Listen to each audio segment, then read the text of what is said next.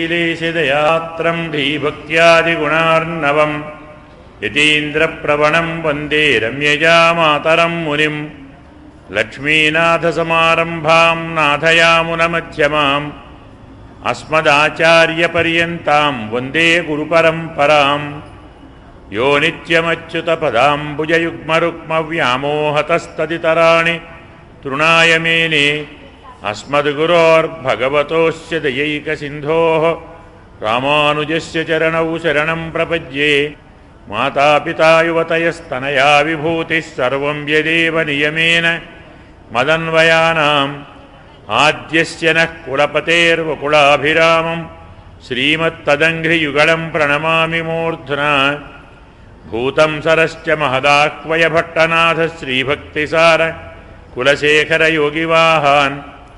భక్తాంఘ్రిరేణుపరకాలయతీంద్రమిశ్రాన్ శ్రీమత్పరాంకుశమునిం ప్రణతోస్మి నిత్యం గురుముఖమనధీప్రాహ వేదానశేషాన్ నరపతి పరిక్లుప్తం శుల్కమాదాతు కామః శ్వశురమమరవంద్యం రంగనాథస్య సాక్షాత్ ద్విజకులతిలకంతం విష్ణుచిత్తం నమామి నీళాతుంగస్తనగిరితటీ సుప్తముద్బోధ్య కృష్ణం పారార్ధ్యం సంసృతిరసిద్ధమధ్యాపయంతి సోచ్ఛిష్టాయాం సజనిగడితం యా బలాత్కృత్య భుంక్తే గోదా తస్యై నమైదమిదం భూయ ఏవాస్తు భూః ఆండాళ్ దివ్య తిరువళిகளே శరణం కన్యాభరణి సంజాతం వాధూలకులభూషణం శ్రీరంగార్య గురోః పుత్రం షఠగోపమహం భజే అస్మద్గురుభ్యో నమః.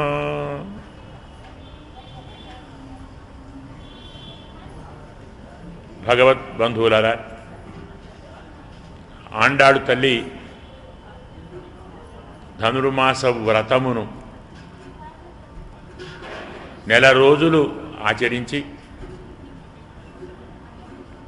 వ్రత సమాప్తి సమయంలో రంగనాథుడు శ్రీరంగం నుంచి వల్లభదేవునికి మహారాజు గారి స్వప్నంలో వచ్చి విష్ణుచిత్తుల వారిని గోదాదేవిని సపరివారంగా నా దగ్గరికి తీసుకొని రండి, నేను వివాహం చేసుకుంటాను, నా కోసం వ్రతం ఆచరించినది అని ఆజ్ఞ ఇస్తే ఆ ఆజ్ఞకు అనుగుణంగా వారంతా అమ్మవారిని తీసుకొని వచ్చారు. అలా తీసుకొని వచ్చిన తర్వాత స్వామి అమ్మను తనలో లీనం చేసుకున్నారు. అంటే గోదాదేవి రంగనాథునితో కలిసి భోగరసాన్ని అనుభవించారు అని మనం చెప్పుకుంటాం. భోగమును అనుభవించిన రోజు కాబట్టి దీన్ని భోగి అంటాం. దీనికి ఈ పేరు ఎందుకు వచ్చినది భోగి భోగి అని అంటే భోగము కలది భోగి, భోగమును అనుభవించిన రోజు భోగి. అయితే ఇలాంటి భోగము, ఇలాంటి ఆనందము, ఇలాంటి సంతోషము, ఇలాంటి అనుభూతి ఇదివరకు ద్వాపర యుగంలో గోపికలు పొందారు. వారు కృష్ణ పరమాత్మను భర్తగా కోరుకొని హేమంతే ప్రథమే మాసి నందగోపవ్రజాంగనాః అండి చేరుహు హవిష్యం భుంజానాః అని హవిష్యమును అటు కూర్చోండి హవిష్యమును తీసుకొని నెల రోజులు కాత్యాయని వ్రతాన్ని అవలంబించారు, అనుసరించారు. ఈ కాత్యాయని వ్రతాన్ని చేసి గోపికలు కృష్ణ పరమాత్మను భర్తగా పొందారు. ఆ గాథను తండ్రి గారైన విష్ణుచిత్తుల ద్వారా గోదమ్మ విని ఆ వ్రతాన్ని తాను అనుకరించినది. అప్పుడు సాక్షాత్తు కృష్ణ పరమాత్మే ఉన్నాడు. అతన్ని దృష్టిలో పెట్టుకొని అతన్ని భర్తగా దాలని, అతని కైంకర్యం చెయ్యాలని అప్పటి గోపికలు వ్రతం చేశారు. గోదాదేవి వ్రతం చేసినప్పుడు గోపికలు లేరు, కృష్ణ పరమాత్మ లేడు, మరి నందవ్రజము లేదు. కానీ తాను ఉన్నటువంటి అణిపుదువై అంటాం, శ్రీవిల్లిపుత్తూరునే నందవ్రజంగా భావించి, వటపత్రశాయిని కృష్ణుడిగా భావించి, తన చెలికత్తెలను గోపికలుగా భావించి, తాను అర్చామూర్తినే తన భర్తగా ఎన్నుకొని ఈ వ్రతాన్ని అనుకరించారు. అర్చామూర్తిని సేవించిన, అర్చామూర్తిని నమ్మకంతో ఆరాధించినా మనం అనుకున్న ఫలితం పొందవచ్చు. మనకు గోదమ్మ చెప్పినటువంటి ఉపదేశం ఏమిటి అంటే, ఏదో మన ఎదురుగా ఒక విగ్రహం ఉంది, విగ్రహాన్ని ఆరాధిస్తే ఏం జరుగుతుంది, ఏం లభిస్తుంది అనుకోకండి. విగ్రహాన్నే మనం అర్చ అంటాం. అర్చామూర్తిని ఆరాధించిన అలాంటి ఫలితమే లభిస్తుంది. మన కోరిక తప్పకుండా నెరవేరుతుంది. మనం పరమాత్మ నుండి అనుకున్న దాన్ని సాధించవచ్చు అని. అయితే దానికి కావలసింది ప్రధానమైంది నమ్మకం, విశ్వాసం కావాలి. విశ్వాసం లేని నాడు ఏదీ పనిచేయదు. త్రికరణ శుద్ధిగా విశ్వాసంతో మీరు అర్చామూర్తిని ఆరాధించిన నాడు మీ కోరిక తప్పకుండా నెరవేరుతుందని తాను ఆచరించి స్వయంగా తాను ఆ ఫలితాన్ని పొంది మనకు చూపినటువంటి విషయమిది. మనం నిన్నటి వరకు 28 పాశురములను చెప్పుకున్నాం. ఈరోజు 29, 30 అన్నమాట. అంటే నిన్న మనం చెప్పుకున్నది ఏమిటి? గోపికలు స్వామితో ఇంతకాలం స్నానం చేయాలి, స్నానం చేయాలి, స్నానం చేయాలి, మా వ్రతానికి పర కావాలి, పర కావాలి, పర కావాలి అంటూ వెళ్ళారు. ఇంచుమించు 30 రోజులు అయిపోతున్నది, ఇంకా వారు స్నానం చేస్తూనే ఉన్నారు. లేదు, స్నానం చేయలేదు. పోనీ మరి పరం తీసుకున్నారా? అది లేదు. మరి పరను తీసుకోక, స్నానము చేయక, స్నానం కావాలి, స్నానం కావాలి, పర కావాలి అని అడగటం యొక్క ఉద్దేశ్యం ఏమిటి అంటే, మనం మొదలు చెప్పుకున్నాం, స్నానము అని కానీ పర అని కానీ వారు మనసులో ఒక ఉద్దేశ్యాన్ని పెట్టుకొని చెప్పారు. రేపల్లెలో బృందావనంలో కరువు కాటకాలు వచ్చినప్పుడు కృష్ణ పరమాత్మతో కలిసి వివాహం కాని కన్యలు వ్రతం చేస్తే వర్షం పడుతుంది అని పెద్దలు చెప్పితే, వర్షం కోరి పెద్దలంతా కృష్ణ పరమాత్మతో కలిసి వ్రతము చేయమని నిర్దేశించారు. దాని ప్రకారం వారంతా పరమాత్మను కలవటానికి వచ్చారు. అయితే ఎందుకు వచ్చారు గోపికలంతా అంటే ఏం చెబుదాం? వర్షం పడాలి, కరువు వచ్చినది, వర్షం పడాలి. వర్షం కోసం వ్రతం చేస్తున్నామో అనే స్థితి ఎప్పుడైతే వచ్చినదో, మరి వర్షానికే పర కావాలి, వర్ష స్నానం చేయాలి. ఊరి వారి కోసం, పెద్దల కోసం వారు తమను కృష్ణ పరమాత్మతో కలిసేలాగా సహకరించినందుకు ఉపకార స్మృతిగా చేస్తున్నటువంటి వ్రతం కాబట్టి వారి కోసం మాటిమాటికి స్నానం పర స్నానం పర స్నానం పర అంటున్నారు. కానీ అసలు మనసులో ఉన్న ఉద్దేశ్యం స్నానం అంటే భగవత్ సంశ్లేషం, పరమాత్మతో కలిసి ఉండుట స్నానం.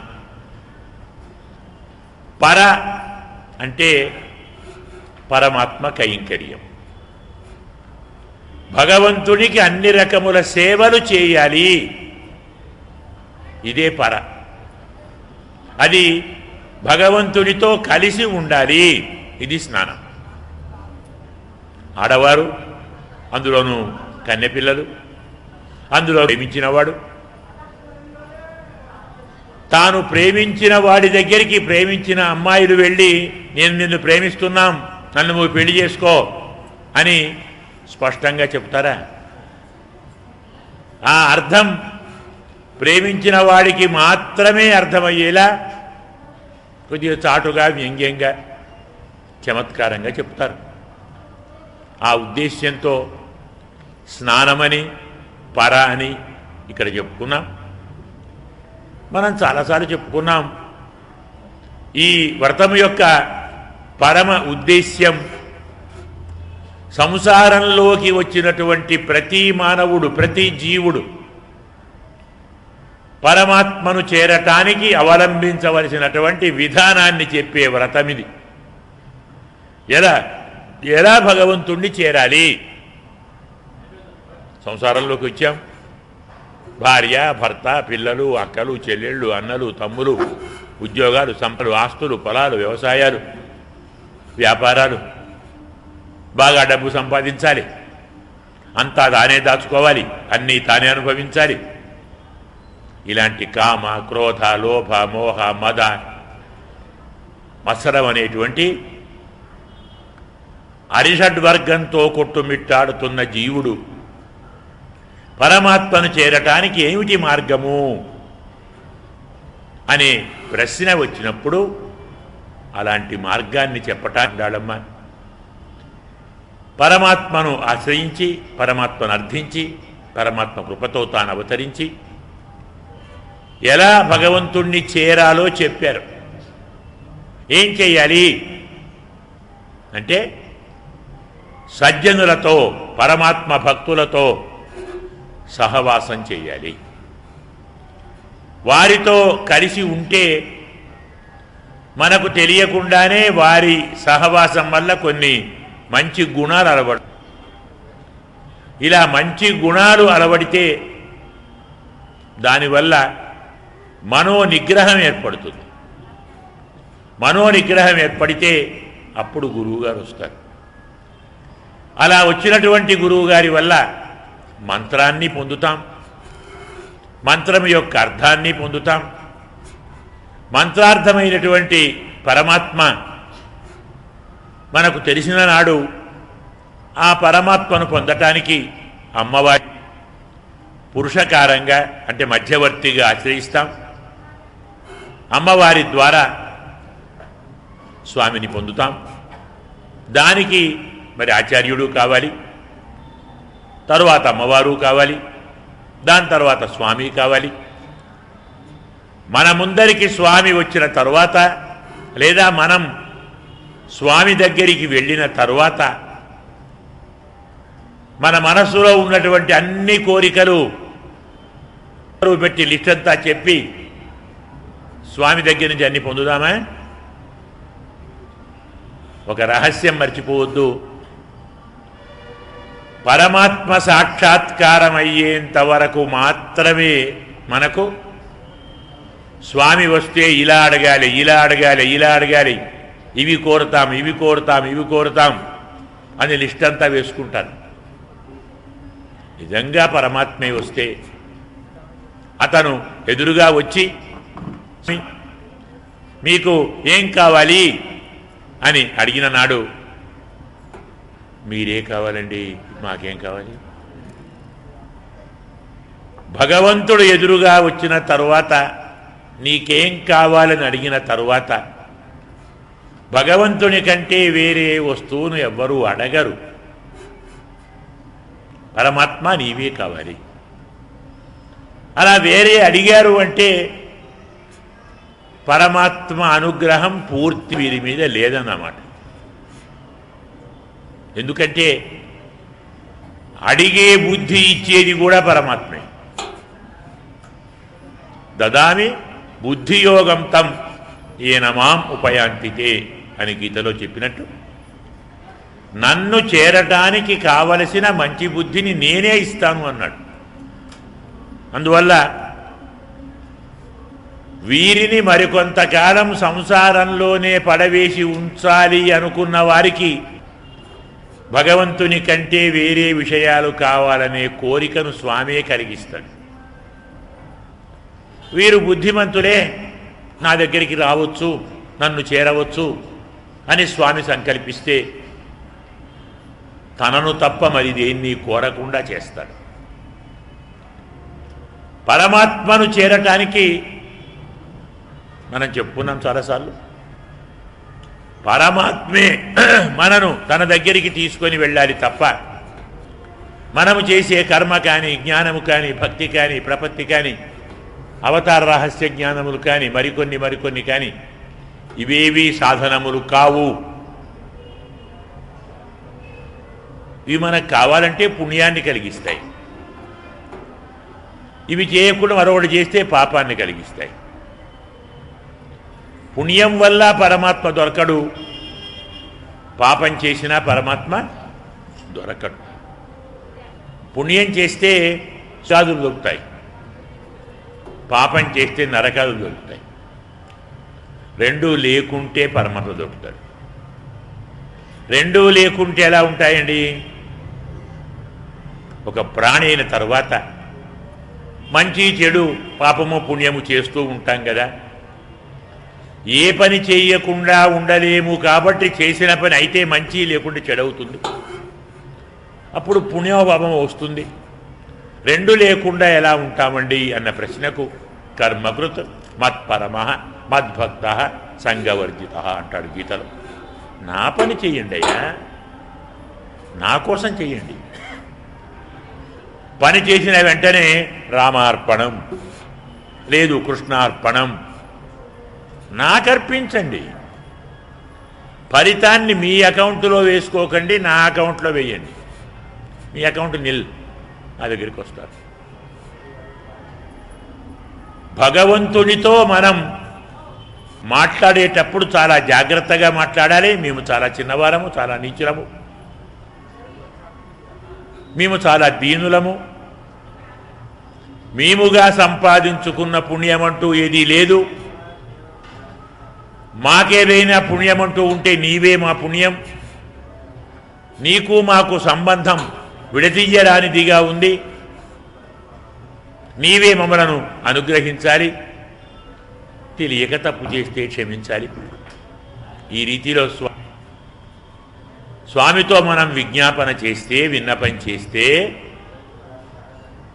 పరమాత్మ తప్ప మరేది మాకు సాధనం లేదు అన్న నిశ్చయానికి వచ్చిన నాడు పరమాత్మ అనుగ్రహిస్తాడు అని నిన్నటి వరకు చెప్పుకున్నాం.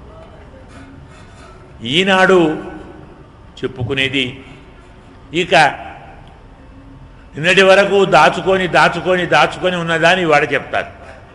అయ్యా మాకు పర వద్దు, మేము వాస్తవంగా కోరినది పరను కాదు, నీ కైంకర్యాన్నే కోరాము, నీకు మేము అన్ని రకముల సేవలు చెయ్యాలి, మేము ఇంతకాలం ఇన్ని కష్టాలు పడి ఇన్ని చోట్లకు వెళ్ళి ఇందరిని లేపి నీ దగ్గరికి వచ్చి నిన్ను ప్రార్థించినది ఏదో వ్రతం కోసం కాదు, ఏదో స్నానం కోసం కాదు, ఏదో పర కోసం కాదు, నీ కైంకర్యమే పర. ఇంతకు మించి వేరే కోరికలేమి లేవు అని మనకు 29వ పాశురంలో ఆండాళమ్మ చెప్తుంది. 30వ పాశురంలో మనం రెండు చెప్పుకోవాలి కాబట్టి 30వ పాశురంలో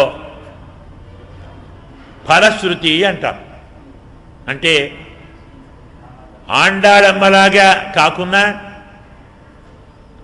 ఆండాళమ్మ చెప్పిన 30 పాశురాలను చదివినా పరమాత్మ అదే రీతిలో మనను కరుణిస్తాడు, మనకు అలాంటి ఫలితమే ఇస్తాడు. అసలు తిరుప్పావై చదువుతున్నారు అంటేనే పరమాత్మ పరమానందంతో పరిగెత్తుకొని వస్తాడు.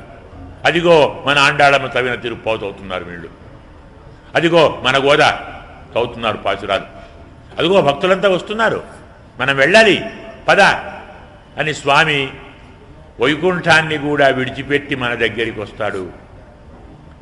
మనకు కావలసిన అన్ని రకాల అంటే స్వామి యొక్క కైంకర్యం అవన్నీ ఇస్తాడు, అందరినీ కాపాడుతాడు అనేది 30వ పాసురంలో చెప్పే మాట.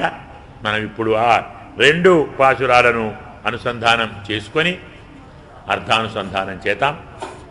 சித்தும் சிறுகாலே வந்துன்னை சேவித்தோ உனு பொத்தாமரடியே போத்தும் பொருள் கேளாய் பெத்தம்மே துண்ணங்குலத்தில் பிறந்தோ நீ குத்தேவள் எங்களை கொள்ளாமறு போகாதோ எத்தப்பரகான் என்னுகான் கோவிந்தா எத்தைக்கும் ஏழேடி பிறவிக்கும் உந்தன்னோடுத்தோமே யாமோம் உனக்கே நாமாட் செய்வோம் மத்தனங்காமங்கள் மாத்தேல் ஒரெம்பாவாய் வங்கக் கடல் கடைந்த மாதவனை கேசவனை திங்கள் திருமகத்துச் செய்டையார் சென்னிரஞ்சி அங்கப் பரகொண்ட வாத்தை அணிபுதுவை பைங்கமலர் தந்தெறியல் பட்டரபிரான் கோதசன்ன செங்கத் தமிழ் மாலை 30 தப்பாமே இங்குப் பரிசிப்பார் 2 மாலவரை தோள் திங்கன் செருமகத்து செல்வத் திருமாலால் எங்கும் திருவருளுபத்து இம்பருவர் எம்பாவாய் ஆண்டாள் திவ்ய திருவழிகளே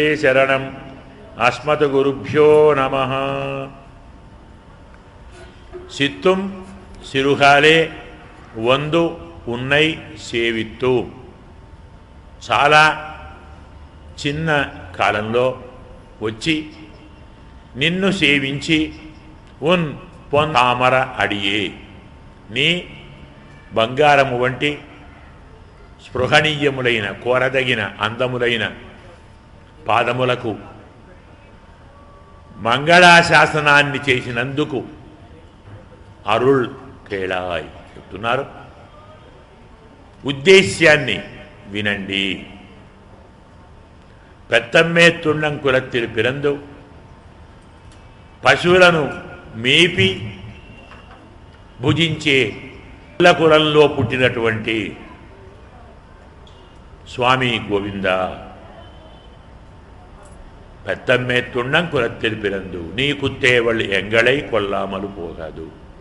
ఎంగళై అంటే మాకు మా చేత, నీ కుత్తేవళ్ నీ ఆంతరంగిక సేవలు కొల్లామల్ స్వీకరించకుండా పోగాదు ఉండరాదు.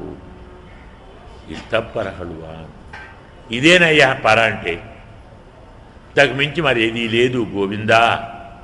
ఎత్తైక్కుం ఏజేడు పిరవిక్కుం అన్ని వేళలా అన్ని జన్మలలో ఉందన్నోడు తోమేయాము మేము నీతోటి అన్ని సంబంధాలు కలిగి ఉండాలి. ఉనక్కే నాం ఆట్ చేయవోం నీకే మేము అన్ని రకముల కైంకర్యములను చేయాలి. మత్తనం కామంగళ్ మాత్తు ఇంతకు మించి వేరే కోరికలేవి మాకు వద్దు. ఇది మొదటి అంటే 29వ పాఠానికి అర్థం. అలాగే వంగ కడల్ కడయింద మాధవనై కేశవనై పడవలు సంచరించేటువంటి పాలసముద్రంలో వేయించేసి ఉన్న లక్ష్మీ వల్లభుడు, కేశిని సంహరించిన వాడు, బ్రహ్మ రుద్రేంద్రాదు అధిపతి, తిరుమగత్తు చేయుడయార్ చంద్రుని వంటి అందమైన ముఖమండలము కలిగి రకరకముల ఆభరణములు ధరించి సెన్ను అక్కడికి వెళ్ళి ఇరైంజి స్వామిని సేవించి అంగపరహొండవాత్తై అక్కడ రేపల్లెలో పరమాత్మ చేత పర అనే దాన్ని తీసుకున్న వార్తను అణిపుదువై పైంకమల్ తంతెరియల్ పట్టరు పిరాన్ కోదసెన్న. అణిపుదువై అణి అంటే అలంకారం అయిన మొత్తం భూమండలానికి అలంకారంగా ఉండేటువంటి పుదువై అంటే శ్రీవిల్లిపుత్తూరు. అందులో పైంకమల్ తంతెరియల్ చక్కగా వికసించిన తామర పుష్పముల పూసలను మాలగా హృదయమున ధరించిన పట్టర్ పిరాన్, పరమ ఉపకారకుడైన భట్టర్ అంటే పెరియాళ్ళవార్, వారి కుమార్తె అయిన కోదై గోదాదేవి సొన్నా చెప్పినటువంటి ఏమిటి? శంగతమిళుమాలై, గుంపులు గుంపులుగా ఉండేటువంటి ఈ తమిళుమాల ఉందే 30 తప్పామే 30 పాసురాలను తప్పకుండా ఆచరిస్తే శంకణ్ తిరుముఖత్తై సెల్వ తిరుమాల. అందమైన కన్నులు, అందమైన ముఖము, అలాగే 2 మార్వరై తోల్, 2 4 భుజాలు, అందమైన భుజాలు ఉన్నటువంటి ఆ పరమాత్మ ఇంగుం ఇక్కడ మనకు అన్ని మనోరథాలను ప్రసాదించి ఆనందింపచేస్తాడు. ఇది 30వ పాసురానికి అర్థం. మనం 2 కలిసి చెప్పుకుంటున్నాం కాబట్టి ఉన్న సమయంలోనే 2ని వివరించాలి. కాబట్టి అంటే మనం రోజు ఒక్కొక్క పాసురానికి 1.5 గంటలు తీసుకుంటున్నాం, కాస్త ఎక్కువ తక్కువ. మరి ఆ లెక్కలో మనకు 3 గంటలు కావాలి అంటే రాత్రి 10 కావాలి, అయ్యే అవకాశం లేదు. కాబట్టి ఉన్న 1.5 గంటలోనే 2 పాసురాల అర్థాన్ని చెప్పుకుందాం. అందులో 29వ పాసురంలో మేము చాలా చాలా తెల్లవారుజామున లేచాము, చాలా పొద్దున లేచాం, పొద్దున్నే లేచాం, ఇంకా పొద్దున్న లేచాం, చాలా పొద్దున లేచాం అంటే మనం కాలాన్ని ఆండాళమ్మ 3 భాగాలుగా విశదీకరించినది, వివరించినది, లేదు విభజించినది. సంసారంలో మ్రగ్గి సాంసారిక విషయ భోగములను అనుభవించేవారు ఉండేదాన్ని కాలము అంటారు. సాంసారిక ప్రక్రియతో పాటు ఈ సాంసారిక కార్యక్రమాలనే పరమాత్మ సేవగా ఉపయోగించుకునే వారిని వారు వాడే కాలాన్ని సిరుకాలం అంటారు. అది కాక పూర్తిగా పరమాత్మనే స్మరించి, పరమాత్మనే ధ్యానించి, పరమాత్మనే కీర్తించి అన్ని కార్యక్రమాలు పరమాత్మ కోసమే, నాకంటూ ఏమీ లేవు, నేనంటూ ఏమీ లేదు, నాదంటూ ఏమీ లేదు, కర్త ఆయనే, కారయిత ఆయనే, చేయించేవాడతనే, అనుభవించేవాడతనే, ఆనందించేవాడతనే. మనం చెప్పుకున్నాం చాలాసార్లు. మోక్ష సామ్రాజ్యానికి మనం వెడితే అది సారూప్యము కావచ్చు, సమీప్యము కావచ్చు, సాయుధ్యము కావచ్చు, సాలోక్యము కావచ్చు, ఏ పేరైతేమి పరమాత్మతో మనం చేరిన నాడు కలిగే ఆనందం మనకు కాదు, పరమాత్మకే. ఎందుకో కష్టపడి ప్రయత్నించి సంపాదించుకున్నది అతను. మనము సరసాలు చెప్పుకున్నాం, అన్ని సామగ్రులు తెచ్చుకొని కూర్చి ఒక లడ్డు తయారు చేసుకొని అది మనం నోట్లో వేసుకొని తింటాం. మరి లడ్డూను తింటుంటే ఎవరికండి ఆనందం? తినే మనక, తినబడే లడ్డూక? లడ్డు సంతోషిస్తుందా? సంతోషం మనకు. అంతేకాదు లడ్డూను తింటున్నప్పుడు, అది నోట్లో ఉన్నప్పుడు ఒకవేళ పొరపాటున నేను బాగున్నానా, తీయగా ఉన్నానా, నన్ను బాగా తింటున్నా అని అడిగింది అనుకోండి, మన పరిస్థితి ఏమిటండి? అమ్మ బాబో, ఈ లడ్డూలో దెయ్యాలు భూతాలు వచ్చేసాయి, లేచి వదిలిపెట్టి పరిగెత్తుతాం. లడ్డూకి ఆనందం కాదు, తినేవానికి ఆనందం. అంటే అనుభవించేవాడికి ఆనందం, అనుభవించబడే వస్తువులకు ఆనందం కాదు. మనమంతా అనుభవించబడేవారం. పరమాత్మ మనను అనుభవించాడు కాబట్టి ఆనందం అయింది, మనది కాదు.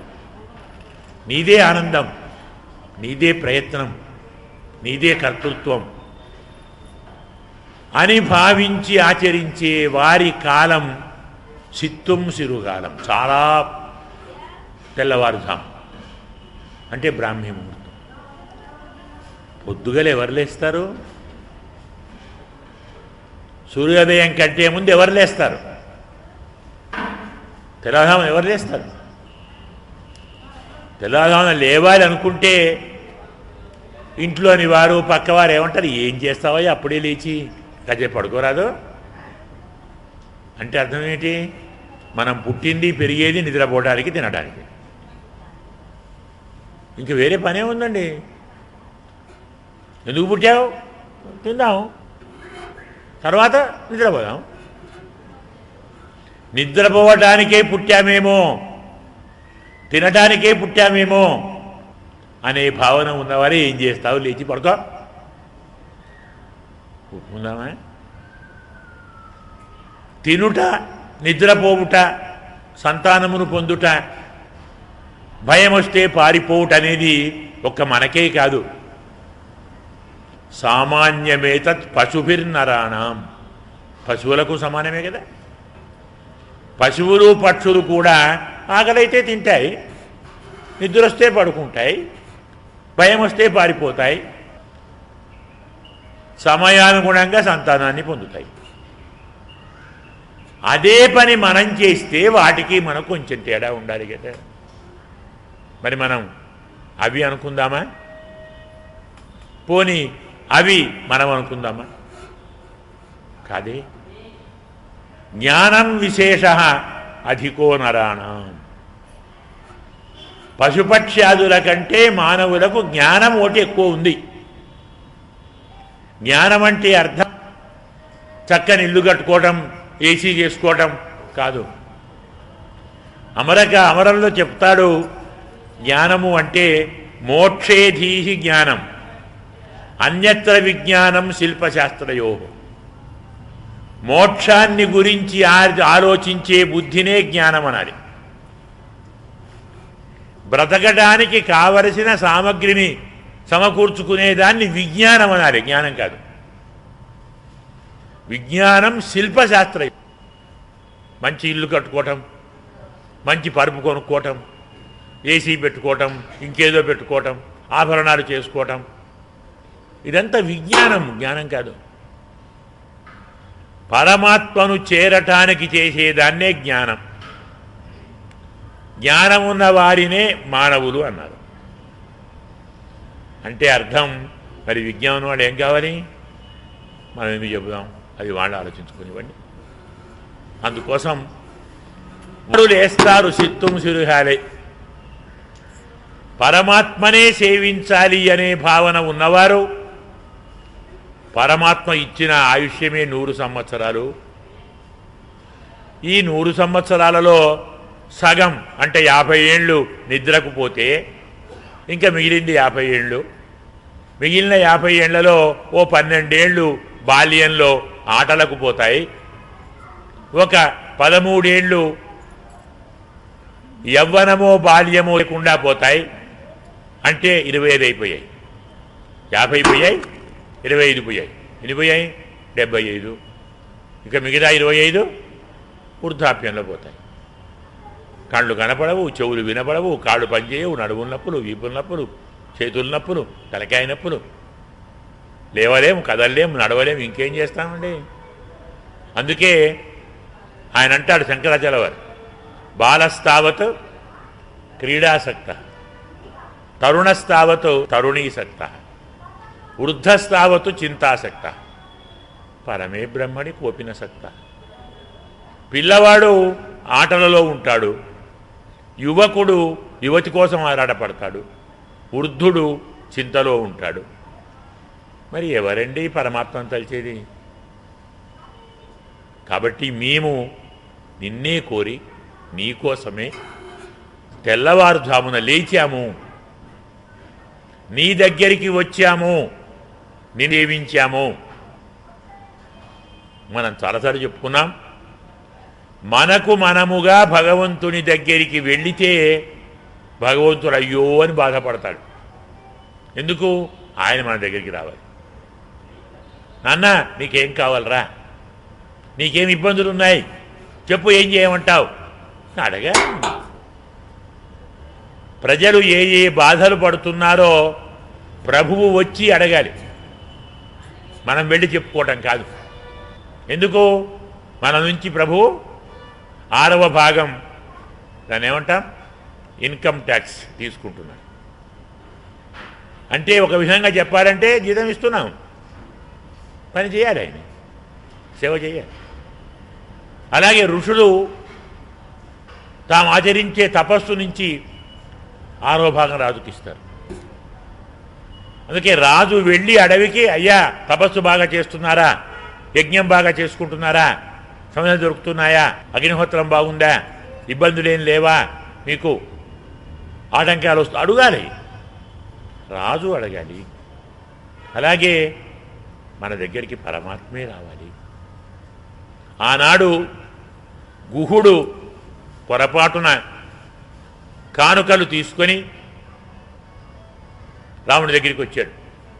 అయ్యా మీరు మాకు ప్రభువులు, మేము సేవకులం, మీ దగ్గరే ఉన్నాం, మీకన్నీ తెచ్చాం, ఇవన్నీ అనుభవించ, ఇక్కడే ఉండండి, రాజ్యం మీదే, పరిపాలించండి 14 ఏళ్ళు, తర్వాత వెళ్ళండి మీ రాజ్యానికి. మనమైతే ఏం చేస్తాం? ఇంతమంది ఛాన్స్ మన దొరుకుతుందా? అలాగేలే అంటాం. అన్నాడా రాముడు? అదేమిటయ్యా, నీవు నా కోసం నడిచొచ్చావా? దగ్గరికి నేను రావాలి కదా, అందులో నువ్వు నడిచొచ్చావు, నీ కాళ్లతో నడిచొచ్చావు, నాకు చాలా సంతోషమైంది, నన్ను బాగా పూజించావు. ఏమిటా పూజ? నడిచొచ్చాడు. అంటే మనము భగవంతుని ఆలయానికి వెళ్ళాలి అనుకున్నప్పుడు ఏం చేయాలి? మన కాళ్లతోటే వెళ్ళాలి, వేరే వారి కాళ్ళు తీసుకోకూడదు కదా. మనం ఏం చేస్తాం? 4 కాళ్ళు, 6 కాళ్ళు, 8 కాళ్ళు చాలా తీసుకుంటాం కదా. ఒక మన కాళ్ళు తప్ప అన్ని కాళ్ళు వాడుతాం. అలా వెడితే స్వామి సంతోషించడు. మన కాళ్లతో మనం వెడితేనే స్వామి సంతోషిస్తాడు. అలా గుహుడు వెళితే అయ్యో అయ్యో నడిచొచ్చావా అన్నాడు. ఋషులు వెళితే అయ్యో అయ్యో మీరొచ్చారా, నేను రావాలి కదా, నేను సిగ్గుపడుతున్నాను అన్నాడు. విదురుడు స్వయంగా వచ్చి పిలిస్తే నువ్వు రావాలటయ్యా, చెప్తే రానా? ఇలా పరమాత్మ కృత్యం. మనకు మనముగా పరమాత్మ దగ్గరికి వెళితే స్వామి సహించడు. ఎందుకు? మనము చేసే ప్రయత్నం వల్ల పరమాత్మ మనను కరుణించడు, తాను అనుకుంటేనే కరుణిస్తాడు. స్వామి ఇలా నేనుంటాను, నాకేమీ తెలియదు, నేనేమీ చేయలేను, నన్ను ఎలా కరుణిస్తావో నీ ఇష్టం, ఏం చేస్తావో నీ ఇష్టం అనే తప్ప పరమాత్మ దయను పొందటానికి మనకు మనముగా ఎలాంటి ప్రయత్నము చెయ్యకూడదు. న్యాయంగా శాస్త్రం ఒప్పుకోదు. కానీ మనం ప్రయత్నం చెయ్యకుండా ఉండలేం. ఎందుకు? ప్రేమ. భగవంతుడిని పొందాలి, భగవంతుడిని చూడాలి, స్వామితో మాట్లాడాలి, స్వామి సేవ చేయాలి, స్వామి దయ మనం పొందాలి. మనకు చైతన్యం ఉంది కాబట్టి, ప్రాణం ఉంది కాబట్టి ఏమీ చెయ్యకుండా ఉండలేము, ఏదో చేస్తాం. ఈ ఏదో చేయుట మనము చేసిన దానివల్లే పరమాత్మ కరుణిస్తాడు అన్న అర్థం కాదు. ఇది పరమాత్మ దయకు మరికొంత కారణమవుతుంది. ఎందుకో నా కోసం ఎంత బాధపడుతున్నారు, ఎంత పరితపిస్తున్నారు. ఏదో చెయ్యాలి, మా స్వామిని చూడాలి అనుకుంటున్నారు. త్వరగా వెళదాం అనుకోవచ్చు. అలాగే వచ్చామయ్యా. పొద్దున్నే లేచాం, నీ దగ్గరికి వచ్చాం, నిన్ను సేవించాం. అంతటితో ఊరుకున్నామా? నిన్ను సేవించి నీ బంగారము వంటి అందమైనటువంటి పాద పద్మములకు మంగళాశాసనాన్ని పాడాం. స్వామి నీవు మనం చెప్పుకున్నాం, అన్ని ఉలగం అడందాయ్ అడిపోతి అని. నీ గారు బాగుండాలి, నీ బలం బాగుండాలి, నీ ధనువు బాగుండాలి, నీ గుణం బాగుండాలి. మంగళాశాసనం చేశాం. మంగళాశాసనం ఎందుకు చేశామో తెలుసా? దాని ఉద్దేశ్యం నీకు అర్థమైందా అంటున్నారు. ఇదే పారవస్యంలో భక్తులు చూపేటువంటి ఒక విచిత్రమైనటువంటి పరిస్థితి.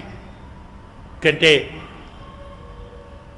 సకల సిద్ధాంత సారము మనము పరమాత్మను సేవించేది, పూజించేది, ఆరాధించేది, అర్థించేది, ప్రార్థించేది ఇవన్నీ పరమాత్మను పొందటానికి మాత్రమే కాదు. పరమాత్మను పొంది ఆ స్వామికి మనం ఏం చేయాలి? మంగళాశాసనం చేయాలి. అదే చివరి పరమార్థం. మనం దేవాలయంలో కూడా ఏం చేస్తాం? చివరికి పూజ మొత్తం అయిపోయిన తర్వాత శ్రీయకాంతాయ కళ్యాణ నిధయే నిధయేర్థినాం శ్రీ వెంకట నివాసాయ శ్రీనివాసాయ మంగళం. మంగళహారతితో పూజ పూర్తవుతుంది. అంటే అన్ని పూజలు, అన్ని వ్రతాలు, అన్ని నోములు, అన్ని కార్యక్రమాలు, అన్ని ప్రయత్నాలు దానికోసమే. మంగళాశాసనం కోసమే అన్ని పనులు. మంగళాశాసనం మరొక దానికోసం కాదు, అదే చివరి ఫలం. దాని తర్వాత ఇంకో ఫలం ఉండదు. కానీ వీరు ఆర్తిలో, ఆదుర్దాలో, తపనలో, తొందరలో స్వామిని చూచాం కదా, స్వామిని చేరుకున్నాం, స్వామిని అడుగుతున్నాం, స్వామితో మాట్లాడుతున్నాం. స్వామి త్వరగా లేచామయ్యా, దగ్గరికి వచ్చాం, నిన్ను సేవించాం, నీకు మంగళం పాడాం. ఎందుకో తెలుసా? ఇంకా ఎందుకో ఏమిటి? మొన్నటి దాకా స్నానం చేయాలన్నారు, స్నానం చేస్తాం, మాకు పరికరాలు కావాలన్నారు. పరికరాలు ఇచ్చామయ్యా అంటే మాకు సన్మానం కావాలన్నారు, సన్మానం చేశారు. మాకు భోజనం కావాలన్నారు, భోజనం పెట్టాము. మరి మళ్ళీ ఇంకేం కావాలంటారు? ఇంకేం కావాలి? అయ్యో స్వామి, ఇంతేనా? మా మనస్సు గ్రహించలేదా? పశువులను మేపుకొని పొట్ట పోసుకునే వారి కులం తినందుకు నీకు ఆ గుణాలే వచ్చాయా? పెద్దమ్మే తుండం కుల తెలిపినందు అంతేనా గోవిందా? అంటే ఈ మాట చెప్పి గోవిందా అంటున్నారు. ఎందుకు? ఇది చెప్పకుండా గోవిందా అంటే చాలా అర్థాలు ఉన్నాయి. భూమిని కాపాడినవాడు వరాహస్వామి, వేదాన్ని కాపాడినవాడు మత్స్యస్వామి, వేదాన్ని బోధించినవాడు హంస, వేదాన్ని ఉంచినవాడు హయగ్రీవుడు, అలాగే హిరణ్యకశిపుణ్ణి సంహరించినవాడు నారసింహుడు, భూమిని కొలిచిచ్చినవాడు వామనుడు. వీళ్ళందరూ గోవిందుడే. నన్ను కాదు మరెవరినో పిలిచారనుకుంటున్నావా? పశువులను మేపి తినే కులంలో పుట్టిన గోవింద అంటే ఎవరు? నువ్వే కదా. అర్థమైందా ఇప్పుడు ఎలా పిలిచామో? నీకు ఆ గుణాలే వచ్చాయా? ఇంత ఆర్తితో వచ్చి పర అడుగుతుంటే పర ఇస్తానంటావు, భోజనం పెడతానంటావు, స్నానం చేయిస్తానంటావు, ఆభరణాలు ఇస్తానంటావు. ఇంతకంటే ఎక్కువ ప్రేమించిన అమ్మాయి ప్రియునితో ఎలా మాట్లాడుతుందయ్యా? అన్నీ స్పష్టంగా వాచ్యంగా ఏ అమ్మాయి అయినా చెప్తుందా? నీకు అమ్మాయి మనస్సు తెలియదా? ఏం కావాలి? కుత్తేవడెంగళ్ళు కొల్లామలు పోగాదు. ఇప్పుడు స్పష్టంగా చెప్తున్నాము, నీవు మా నుంచి అన్ని రకముల అంతరంగిక కైంకర్యములు చేసుకోవాలి, చేయించుకోవాలి, అడిగి మరీ చేయించుకోవాలి. గోపిక ఉత్తరీయం తీసుకురా, గోపిక పాదుకలు తీసుకురా, గోపిక వస్త్రాలు తీసుకురా, గోపిక మాకు చక్కని తాంబూలం తీసుకురా, గంధం తీసుకురా, పుష్పాలు తీసుకురా. నీకేం కావాలో అడిగి చేయించుకోవాలయ్యా. మేము చేసిన వాటిని ఆమోదించటం సేవలు పొందటం కాదు. భార్య నుండి భర్త సేవలు పొందాలి అంటే భార్య చేసిన వంట ఆమె వడ్డించి తాను పక్కన కూర్చుంటే వీడు తిని వెళ్ళిపోతే ఎలా ఉంటుందండి? సంతోషిస్తుందా? పొరపాటున ఎలా ఉందండి, ఏదో చేసావులే పెట్టు అంటే ఎలా ఉంటుంది? అదే చాలా బాగుంది, కొంచెం పప్పు కొంచెం సాంబారు పోయి, ఎలా చేసావు, బాగా చేసావు, ఏమేమి వేసావేమి అంటే ఆనందిస్తుంది. అబ్బా నా భర్త మెచ్చుకున్నాడు, సంతోషం వచ్చేది. నువ్వు అడిగి తీసుకోవాలయ్యా. గోపిక ఉత్తరీయం తీసుకురా, తాంబూలం తీసుకురా, చందనం తీసుకురా, గంధం తీసుకురా, పాదుకలు తీసుకురా. మాతో ఇవన్నీ నీవు చేయించుకోవాలి. ఇదే పర అంటే. ఇప్పుడు స్పష్టంగా చెప్తున్నాం, పరా పర అన్నదానికి అర్థం ఏదో తప్పెడని ఇవ్వటం కాదు. నీవు మా చేత నీకు కావలసిన సకల విధ ఆంతరంగిక కైంకర్యం చేయించుకోవాలి. అంతేకాదు ఎత్తైక్కుం ఏడేడు పిరవిక్కుం ఉందన్నోడుతోమే యావో. అన్ని విధములుగా అన్ని కాలములలో అన్ని జన్మలలో ఎన్ని జన్మలు గడిచినా మాకు మీతో అన్ని సంబంధాలు ఉండాలి. చెప్తాడు మహానుభావుడు, నాహం వందే తవ చరణయోర్ద్వంద్వం అద్వంద్వతోహ కుంభీపాకం గురుమపి హరే నారకం నాపనేతుం. రమ్య రామ మృతములత నందనే నాపిరంతుం భావే భావే హృదయ భవనే భావయేయం భవంతం. ముకుందమాల కులశేఖరాలు వారు ఒక శ్రీ సూక్తి. నేను సాంసారిక బాధలు తొలగించమని నిన్ను ప్రార్థించను, అలాగే కుంభీపాకాది నరక బాధలు తొలగించమని ప్రార్థించను. స్వర్గములో రంభ ఊర్వశి మేనకాది అప్సరసల పొందును ప్రసాదించమని ప్రార్థించను. మరి ఏం కోరుతావు? భావే భావే హృదయ భవనే భావయేయం భవంతం. నా ప్రతి జన్మలో నేను ఏ జన్మ ఎత్తినా మనిషిగానే కాదు, నీ ఇష్టం, దివివా భువివా మమాస్తు వాస. నాకు నివాసం స్వర్గంలో ఉంచు, లేదు భూలోకంలో ఉంచు, మనిషిగా ఉంచు, పశువుగా ఉంచు, పక్షిగా ఉంచు, ఓ రాయిగా ఉంచు, ఓ గుట్టగా ఉంచు, ఓ నదిగా ఉంచు.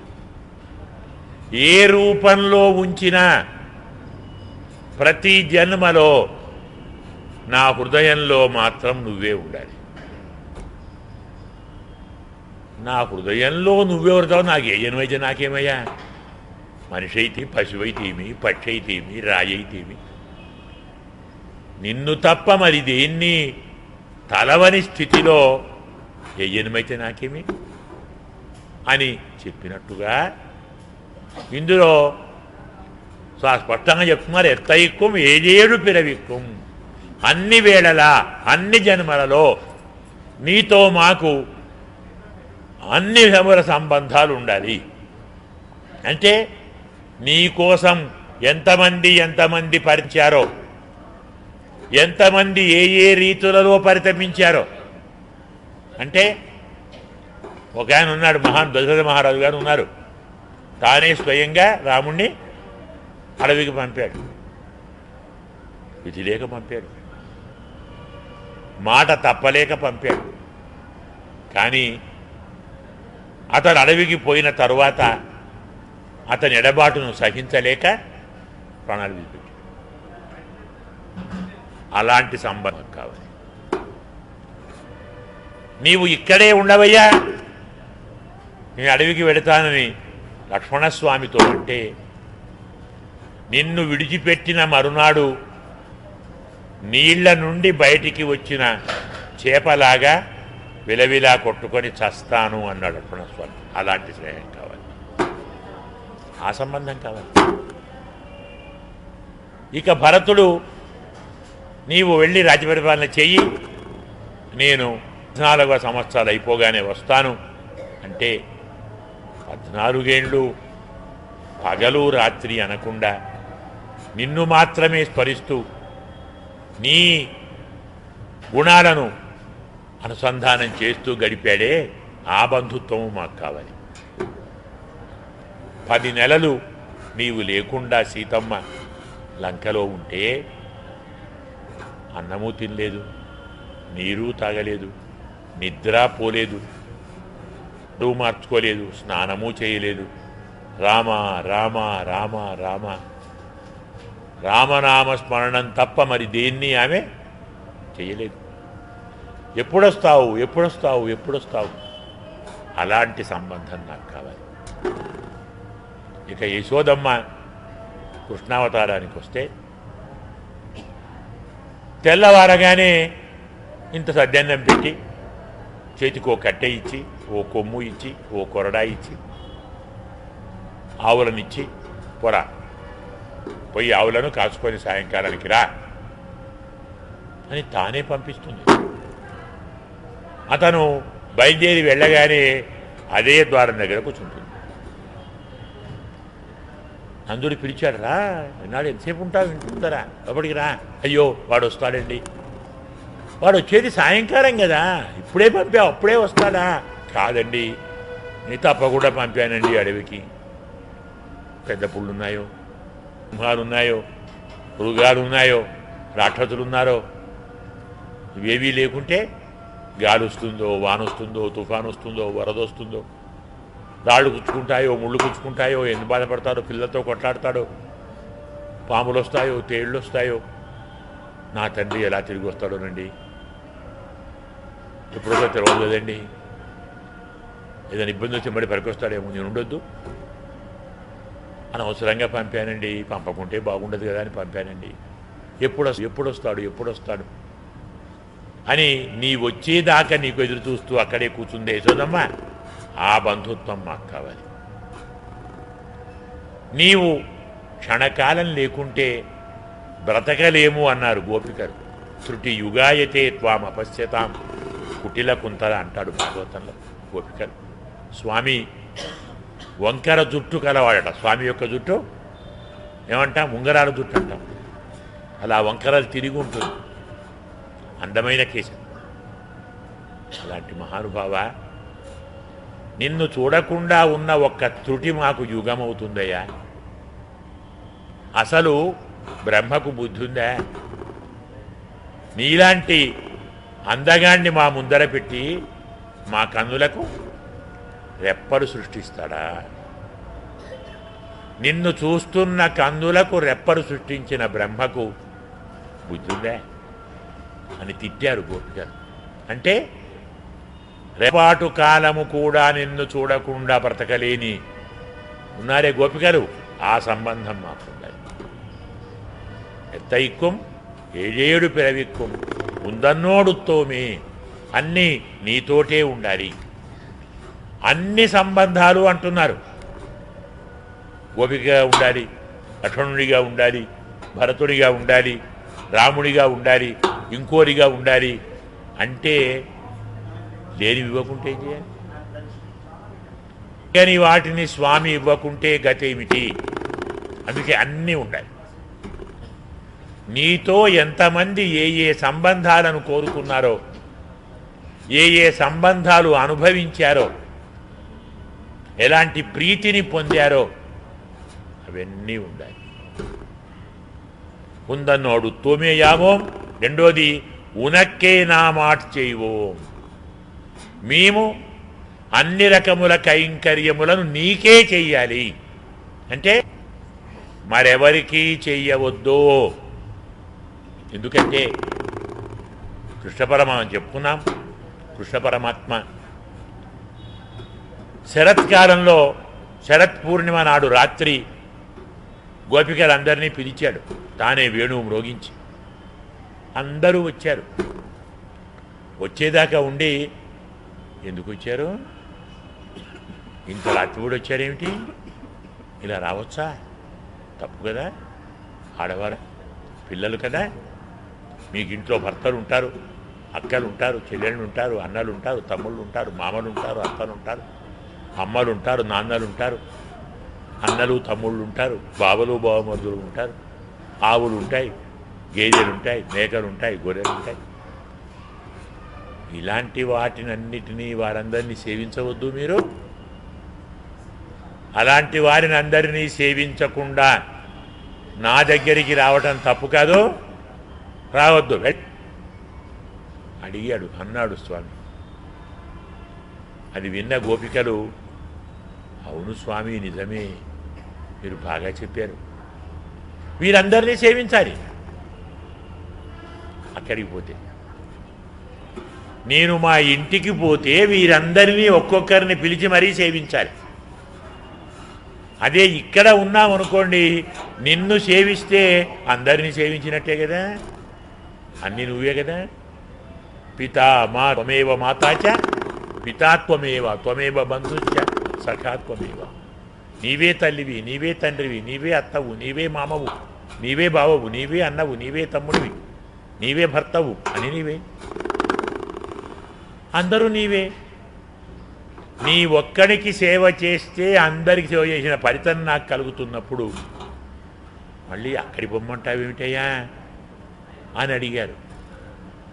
అదే రీతిలో ఉనక్కే నా మాట చేయవో, మీకే మేము అన్ని రకముల కైంకర్యములు చెయ్యాలి. మత్తనంగా మంగళు మాతో, ఇంతకు మించి మాలో వేరే కోరికేది కలగకూడదు. అడగండి, ఏం కావాలి చెప్తాం, ఇస్తాను, మాకేది వద్దు. నీకు అన్ని రకముల కైంకర్యములు చేయటం కంటే వేరే కోరిక మాకు వద్దు. మా మనస్సులో మీరు ఇతర కోరికలను కల్చకండి, తొలగించండి. మనం దీన్ని కోరాలి పరమాత్మను.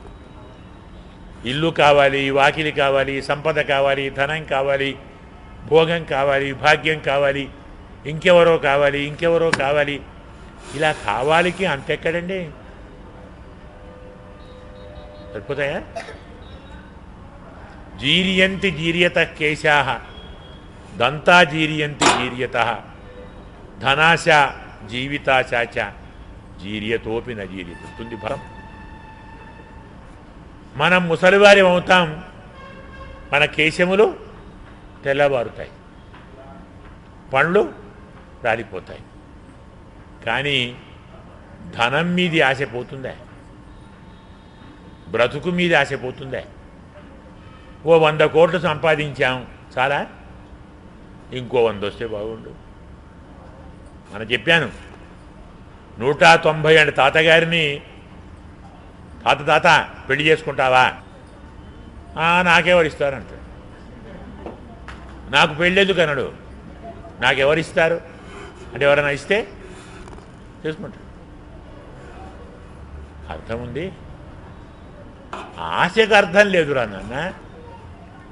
ఎన్ని 100 ఏండ్లు బ్రతికినా డబ్బు మీది ఆశ పోదు, బ్రతుకు మీది ఆశ పోదు. కాబట్టి కోరికలకు అంతే. ఇక్కడ పెళ్ళయింది, మా అమ్మాయికి పెళ్ళయిందండి, లేదా అబ్బాయికి పెళ్ళయిందండి, సరిపోయిందా, చాలండి. కానీ పెళ్ళయి 3-4 ఏళ్ళు అయిందండి, కడుపున కాయలేదు, ఓ అబ్బాయి పుడితే బాగుండండి. సరే అబ్బాయి పుట్టాడు, చాలా, అయ్యో వాడు పెరగాలండి, పెద్దవాడయ్యాడు, అయ్యో వాడికి స్కూల్లో సీటు కావద్దు, సీట్ వచ్చింది, మరి కాలేజీలో కావద్దు, అది వచ్చింది, ఉద్యోగం కావద్దు, అది వచ్చింది, ఆ ఉద్యోగం అమెరికాలో కావాలి, దానికి వీసా కావాలి, ఇంకేదో కావాలి, అది వచ్చేసింది. అయ్యో అన్నీ వచ్చాయండి, వారికి ఎంతకు పెళ్లి కావడం లేదండి. పెళ్లి కావాలి, అయ్యింది, మళ్ళీ మొదలు అయ్యో కాయకాయాలండి. ఆగేది ఎప్పుడండి? కోరికలు అయిపోయేది ఎప్పుడు? ఇక నాకు చాలు అనేది ఎప్పుడైనా ఉందా? కాబట్టి మత్తరం కామంగాడు మాత్తు, నిన్ను సేవించటం, నీకు కైంకర్యములు చేయటం, నిన్ను ఆరాధించడం తప్ప మా మనస్సులో వేరే కోరికలేవి కలగకుండా ప్రసాదించు. మనం చెప్పుకున్నాం, జ్ఞాపకం అనుకుంటాను, ప్రహ్లాదుణ్ణి నారసింహస్వామి ఏదైనా కోరుకోరా నాన్న అంటే, కోరుకొని సేవ చేస్తే వ్యాపారం అవుతుంది స్వామి, భక్తి అవుతుందా? ఎస్తు ఆశిచ ఆశాస్తే నసభృత్య సవై వణక్. ఎవరు కోరి నిన్ను సేవిస్తారో వాడు నీ భక్తుడు కాదు, బిజినెస్ మ్యాన్.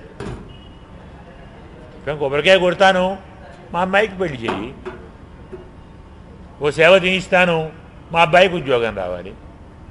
10 రూపాయలు ఇస్తాను, కొబ్బరికాయ అన్నట్టే ఉంది కదా. ఇది బిజినెస్సా, పూజనా? ఒప్పుకుందామా? నా మనస్సులో నీ సేవ తప్ప వేరే ఏ కోరికలు ఉండొద్దు. ఆండాళమ్మ మనకు ఇలా కోరి, ఇలాగే మనను కోరమని చెప్పింది ఈ పాచురంలో. స్వామిని పూజించండి, స్వామిని ఆరాధించండి, స్వామి సేవ చేయండి. స్వామి సేవ కోసమే చెయ్యండి.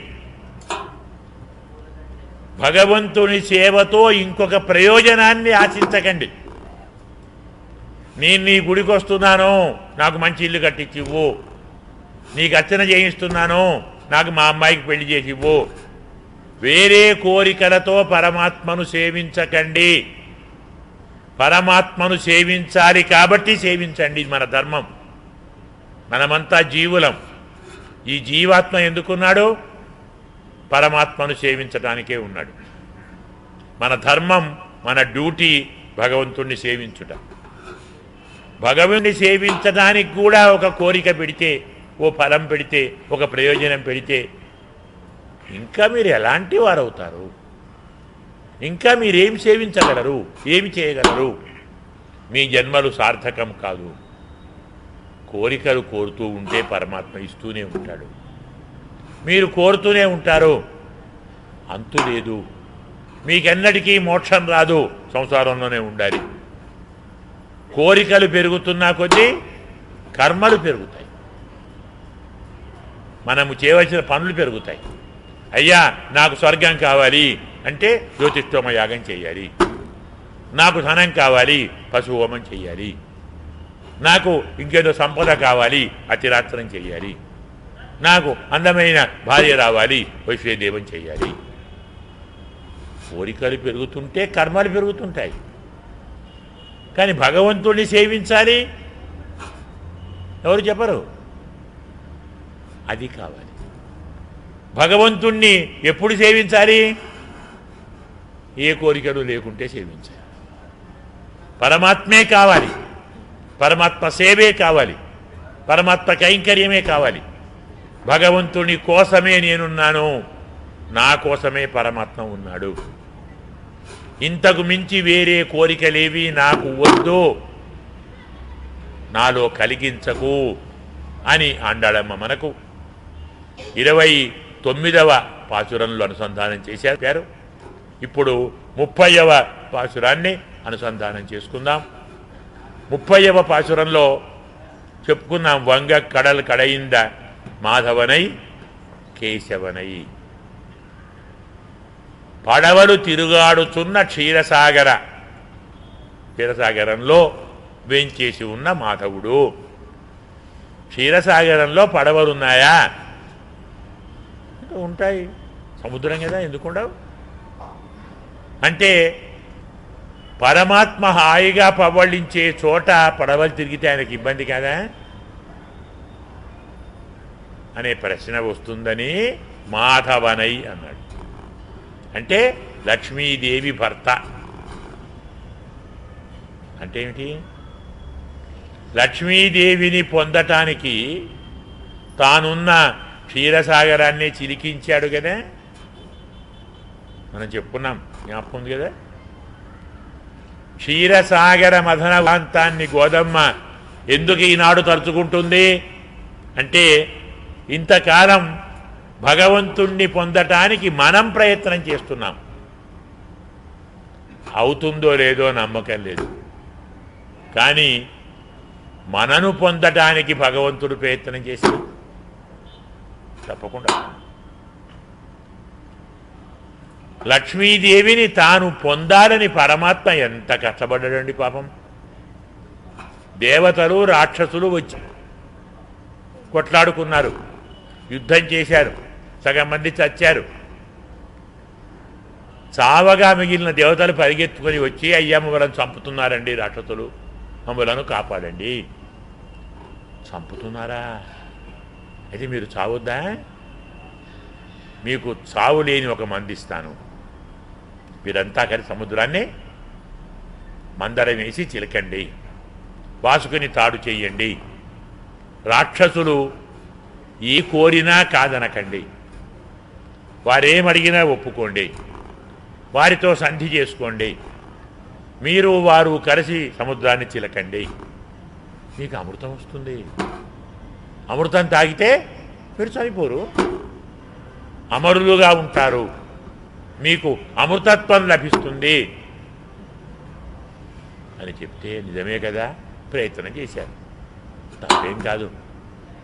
కానీ ఇదంతా ఎందుకు చేశాడు? దూర్వాస మహర్షి శాపం వల్ల అమ్మవారు లక్ష్మీదేవి క్షీరసాగరంలో దాక్కుని ఉంది, అంతర్ధానం అయ్యింది. పారసముద్రంలో దాగి ఉన్న అమ్మను పైకి తీసే ప్రయత్నమే క్షీరసాగర మథనం. అందులో నా భార్య ఉంది, నా ప్రియురాలుంది, ఆమెను పైకి తేవాలి, సముద్రాన్ని చికెన్ వాడు చెబుతారా? మీకు అమృతం వస్తుంది, మీకు మరణం ఉండదు, ప్రయత్నం చేయండి అంటే ముందరికి వచ్చేసారు. మరి న్యాయంగా ఎవరు చేశారు పనంతా? పేరుకు వారు. పర్వతాన్ని తెచ్చేసింది ఎవరు? స్వామి గరుత్మంతుడు వేశాడు. పర్వతం మునుగుతుంటే తానే కింద కూర్మావతారం అయ్యాడు, పర్వతం ఒరుగుతుంటే పైన తాను కూర్చున్నాడు. పర్వతం సహించలేకుంటే పర్వతంలో వచ్చి తాను చేరాడు. పాము వాసుకి, నాయనా నా వల్ల కాదు, నేను తట్టుకోలే అంటే పాములో వచ్చి చేరాడు. దేవతలు అయ్యా మా వల్ల కాదు, వారిలో వచ్చి చేరాడు. రాక్షసులు మా వల్ల కాదు, వారిలో వచ్చి చేరాడు. పర్వతం కింద తాను, పర్వతం పైన తాను, పర్వతములో తాను, పాములో తాను, రాక్షసులలో, దేవతలలో, మళ్ళీ వారి ముందర, మళ్ళీ వీరి ముందర. అష్టమూర్తి అంటాం. పరమాత్మ 8 రూపాలు ధరించి ఎంత కష్టపడి సముద్రాన్ని చిలికాడండి. చిలికితే ఏమైంది? అమ్మ వచ్చింది, వివాహం చేసుకుంది. అంటే పరమాత్మను పొందటానికి లక్ష్మీదేవి ప్రయత్నం చేసిందా? లక్ష్మీదేవిని పొందటానికి స్వామి ప్రయత్నం చేశాడా? ఆయనే చేశాడు. ఆయన చేస్తేనే సఫలమవుతుంది, మనం చేస్తే అయ్యేది నమ్మకం లేదు. పరమాత్మే చేయాలి. లంకలో ఉన్న సీతమ్మ రాముడి దగ్గరికి వెళ్ళటానికి తానేమైనా ప్రయత్నం చేసిందండి? చేయలేదు. అంతేకాదు, హనుమంతుడు వచ్చాడు, మహానుభావుడు. అమ్మ ఎందుకమ్మా దిగులు నీకు, నా వీపున కూర్చో, అరక్షణంలో తీసుకుపోతాను రాముడి దగ్గరికి, మరుసటి రాముడి దగ్గర ఉంటావు, నీ కష్టాలన్నీ పోతాయి. మనమైతే ఏం చేస్తామండి? రెడీ, ఛాన్స్ వచ్చేసింది కదా, ఇంకామా. కానీ సీతమ్మ తప్పురా నాన్న, రాకూడదురా. ఒక లేడీని పంపి రావణాసురుడు తీసుకొని పోతే, ఒక కోతిని పంపి రాముడు తీసుకుపోయాడు. ఇద్దరి తేడా ఏంటండి? ఇలాంటి అపకీర్తి రాముడికి రావద్దు. అయినా నువ్వు ఇంత ఉన్నావు, నన్ను మోస్తావటరా? తదేవ కరుతే మన్యే కపిత్వం హరియూథప. బహుశా ఇది నీ కోతి చేష్టలేమో. కథంవా అల్పశరీరస్త్వం మామితో నేతుమిచ్చసి. అంటే హనుమంతుడు మేరుమందర సంకాశ విశ్వరూపాన్ని చూపాడు. తల్లి నిన్నే కాదు, సపర్వత వనోద్దేశాం సాట్టప్రాకార తోరణాం లంకామిమాం సనాథాం వా నైతిం శక్తిరస్తిమే. నిన్నే కాదు, పర్వతాలు, అరణ్యాలు, వనములు, తోటలు, భవనాలు ఇవన్నీ కూడుకున్న లంకను, రావణునితో పాటు ఉన్న లంకను మొత్తం తీసుకొని పోగల శక్తి నాకుంది. నువ్వు పడివిటమ్మా రా అంటే వచ్చిందే. తప్పు నాయన, రాముడు రావాలి, నా కోసం రాముడు రావాలి ఇక్కడికి. రాముడు యుద్ధం చేయాలి, శత్రువులను సంహరించాలి, నన్ను తీసుకొని పోవాలి. అది వీరత్వం అంటే. నేనుగా వెళుతానా? అంటే భగవంతుణ్ణి చేరటానికి మనము కాదు ప్రయత్నం చేయవలసింది, మనను తన దగ్గరికి తెచ్చుకోవటానికి స్వామి ప్రయత్నం చేస్తాడు. పసిపిల్ల తొందరపడి వీధిలో పడి నడుస్తుంటే మళ్ళీ ఆమె పిల్ల తిరిగి వస్తుందే? వెనక తల్లిపోతుంది. ఇక్కడ పోతుంది పిల్ల, ఏమవుతుందో ఏమో, దారి తప్పుతుందేమో. ఆ పిల్లకి తెలియదు ఎక్కడికి పోతుందో. తల్లిలో తండ్రి వెళ్ళి తీసుకొస్తారు. మనమందరం పసిపిల్లలం. మనకు దారి న్యాయంగా వైకుంటాం, మనం పోయేది సంసారం. దారి తప్పుతున్నాం. ఎవరు తేవాలి వెళ్ళి మనను? స్వామి. కాబట్టి పరమాత్మను పొందటానికి మనము చేసే ప్రయత్నం కంటే మనను పొందటానికి పరమాత్మ చేసినటువంటి ప్రయత్నమే సఫలమవుతుంది అని మనకు బోధించటానికి ఆండాళమ్మ 30వ పాసురంలో క్షీరసాగర మథన వృత్తాంతాన్ని మనకు అందించారు. అంతేకాదు మాధవనై కేశవనై. రెండో మాట కేశవుడు అంటే కయితి బ్రహ్మణో నామ ఈశోహంచ జనార్దన ఆవాం తవాంగ సంభూతౌ తస్మాత్ కేశవనామ దృక్ అంటాడు.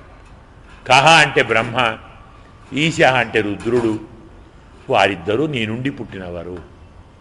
నీవు బ్రహ్మరుద్రేంద్రాదులకు అధిపతివి, అఖిలాండకోటి బ్రహ్మాండ నాయకుడవు. ఇది ఒక అర్థం. కావ్య భాషలో, సాహిత్య భాషలో దేవతలను వర్ణించాలంటే, దేవతల సౌందర్యాన్ని చెప్పాలంటే పాదముల నుండి కేశముల దాకా చెప్పాలి, వర్ణించాలి. అదే మానవులు వర్ణించాలంటే కేశముని పాదాల దాకా వర్ణించాలి. ఓ క్రమం ఉంటుంది. మానవులను వాళ్ళ సౌందర్యాన్ని వర్ణించాలి అంటే కేశాది పాదపర్యంతం, దేవతలకు పాదాది కేశపర్యంతం.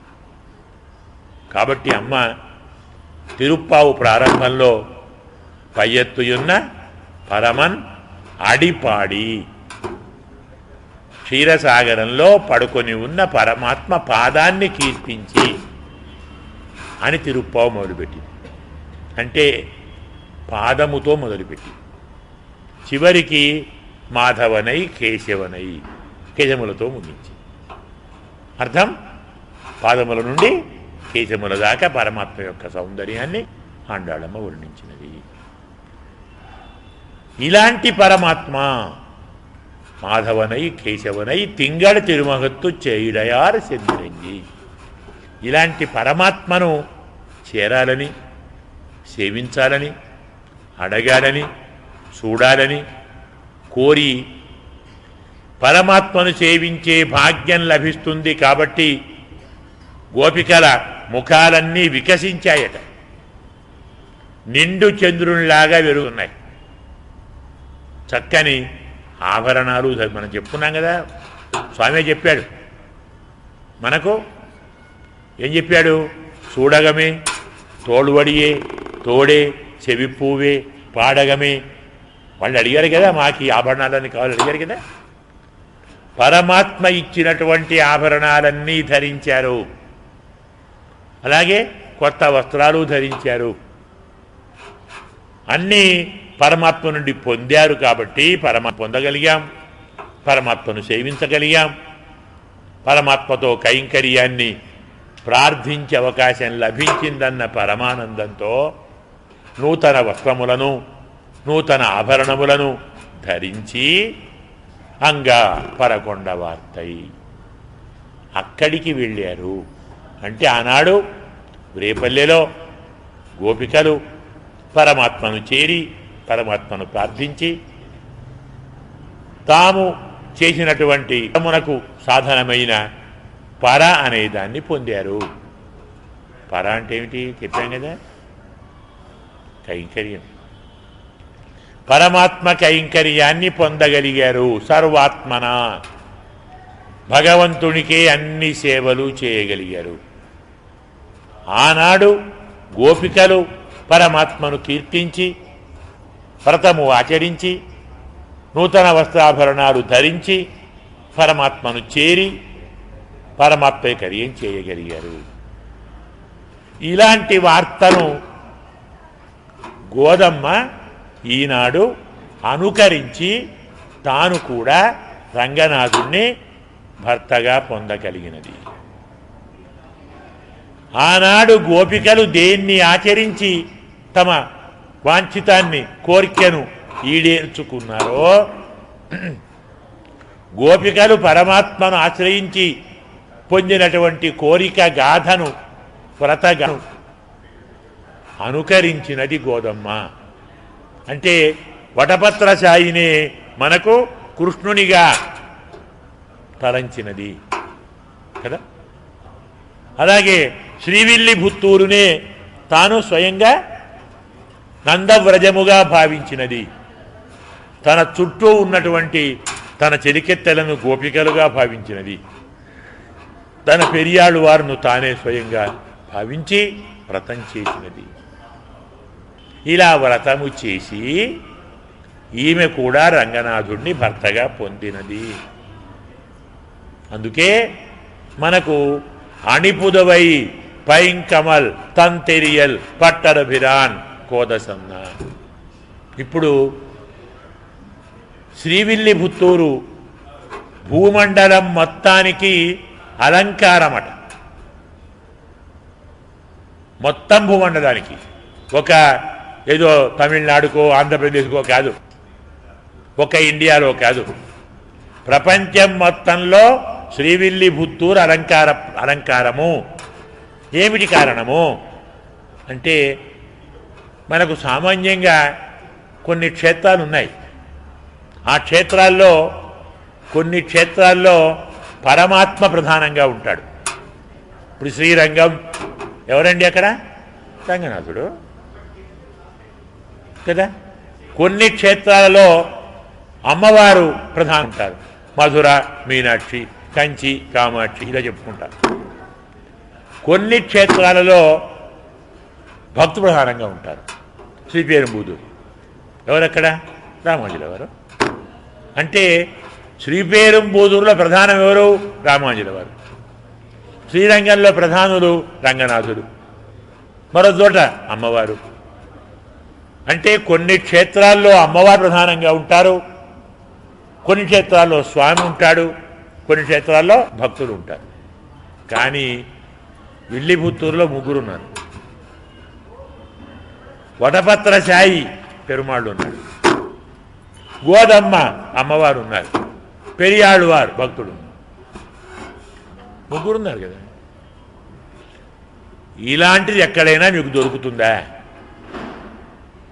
ప్రపంచంలో ఎక్కడైనా ముగ్గురు పుట్టిన దివ్యక్షేత్రం మీకు దొరుకుతుందా? ఒక శ్రీవిల్లిపుత్తూరే. అమ్మవారు అక్కడే ఉంది, గోదమ్మ అమ్మవారి నాన్న పెరియాడు వారు అక్కడే ఉన్నారు, పరమాత్మ పరపతి అక్కడే ఉన్నారు. అందుకే అణిపుదువై. ఇది అణి అంటే అలంకారం, మణి, భూమండలానికి మణి.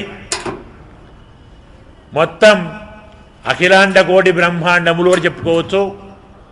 శ్రీవిల్లిపుత్తూరు వంటి దివ్యక్షేత్రం ఎక్కడా మీకు దొరకదు. అమ్మవారు ఉన్నారు, స్వామి ఉన్నాడు, భక్తులు ఉన్నారు. ముగ్గురు ఉన్నటువంటి ప్రాంతం శ్రీవిల్లిపుత్తూరు. అక్కడ ఉన్నటువంటి వాడెవరు? ప్రధానంగా పెరియాళువార్. అణిపుదువై పైంకమల్ తంతెరియల్ పట్టరభిరాన్. ఎలాంటి వాడండి పెరియాళువారు? తామర పూసల మాల మెడలో వేసుకున్నవాడు. అదేంటి? అదో అలంకారమా? మనం ఏమనుకుంటాం? జపమాల ఉంటుంది కదా, జపమాల కొన్ని ఎడ చేస్తారు, తులసి మాలతో చేస్తారు, తులసి పూసలతో చేస్తారు. కానీ తామర పూసలు అంటే పద్మాలకు గింజలు ఉంటాయి, వాటిని పూసలు చేసి వాటితో చేస్తారు. పెరియాడు వారు తామర పూసల మాల మెడలో వేసుకున్నాడట. అంటే అమ్మాయి ఎందుకు చెప్తుంది అంత గొప్పగా? కొంచెం జాగ్రత్తగా ఆలోచించాలి. తామర పూస అంటే అర్థమేమిటి? పద్మానికి బీజం. ఇట్టే కదా కదా పద్మమునకు బీజములను మాలగా చేసి వేసుకున్నాడు. ఏ పద్మం అంటే ఈ పద్మం కాదు. సృష్టి కంటే ముందు, సృష్టి చేసే ముందు పరమాత్మ యొక్క నాభి నుండి పద్మం పుట్టింది. నాభి కమలం తెలుసు కదా. మరి ఆ పద్మానికి ఎవరండి బీజం? నారాయణుడే కదా. ఎక్కడి నుంచి పుట్టిందండి? స్వామి యొక్క నాభి నుంచే కదా. పద్మనాభుడు అంటున్నాం స్వామిని. ఆ పద్మానికి పూసేది బీజం నారాయణుడే. దాన్ని మెడలో వేసుకున్నాడు. అంటే శ్రీమన్నారాయణుణ్ణి హృదయంలో దాచుకున్నాడు. ఇంకా అర్థం కాలేదనుకుంటాను. దాన్ని తిప్పి చెప్తే స్వామికి పేరు శ్రీ విష్ణుడు అని. విష్ణువు కదా ఆయన. హృదయం అంటే చిత్తం కదా. శ్రీ విష్ణువును చిత్తములో దాచుకున్నావు. ఇప్పుడు చెప్పండి ఏం పేరు? శ్రీ విష్ణు చిత్తుడు. నాన్నగారి పేరు చెప్పకూడదు కదా శాస్త్రం. మనం చెప్పుకున్నాం ఆత్మనామ గురోర్నామ నామాతి చెప్పాం మనం. శ్రేయస్కామ నగురునీయాత్ జ్యేష్ఠాపత్య కళత్రయోగో. తన పేరు తాను చెప్పుకోకూడదు, పెద్దల పేరు తాను అవినయంగా చెప్పుకోకూడదు, లోభి పేరు చెప్పకూడదు, పెద్దబ్బాయి పేరు చెప్పకూడదు, భార్య పేరు చెప్పకూడదు శాస్త్రం. కాబట్టి మరి నాన్నగారి పేరు చెప్పాలి. నాన్నగారి పేరు చెప్పినట్టు కాకుండా అర్థం వచ్చేలా చెప్పింది. తామర పూసల మాల మెళ్ళో వేసుకున్న స్వామి అంటే విష్ణు చిత్తుల యొక్క గోద పుత్రిక, శ్రీ విష్ణు చిత్తుల పుత్రిక చెప్పినటువంటి అమ్మాయికి ఎలా పేరు పెట్టాలి? మనం ఏం చేస్తాం? ఆడవారి పేరు చెప్పగానే పక్కన ఏమంటాం? డాటరా పనాలి కదా. సంప్రదాయం అప్పటిదే, ఇవాడిది కాదు. అబ్బాయి పేరు చెప్తే సన్నాపని చెప్పాలి. సన్నాపం. అమ్మాయి చెప్తే డాటరా. అప్పటి నుంచే ఉంది. వాల్మీకి వ్యాసుడు అలాగే చేశాడు. రామ దశరథాత్మజ. రాముడు అంటే దశరథుని కుమారుడు. హనుమాన్ మారుతాత్మజ. హనుమంతుడు అంటే వాయుదేవుడి కుమారుడు. సీతాచ జనకాత్మజ. సీతమ్మ జనకుని బిడ్డ. ఇప్పుడు గోదమ్మ పిడుగుల బిడ్డ. డాటరా చెప్తూనే ఉంది. సంప్రదాయం అప్పటిదే, తర్వాత వీడు నేర్చుకున్నారు.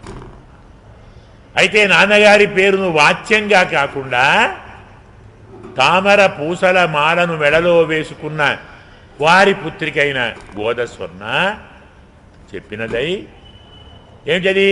మనకు సెంగత్తమిడి మాలై 30 తప్పామే. 30 తమిళంలో చెప్పినటువంటి ఆసురములు, వాటిని గుంపులు గుంపులుగా సేవించాలి. మనం గమనించాలి. రామాయణం చెబుతుంటే జనాలు రాకుంటే రాకపోవచ్చు, భారతం చెప్తే రాకపోవచ్చు, భాగవతం చెప్పినా రాకపోవచ్చు.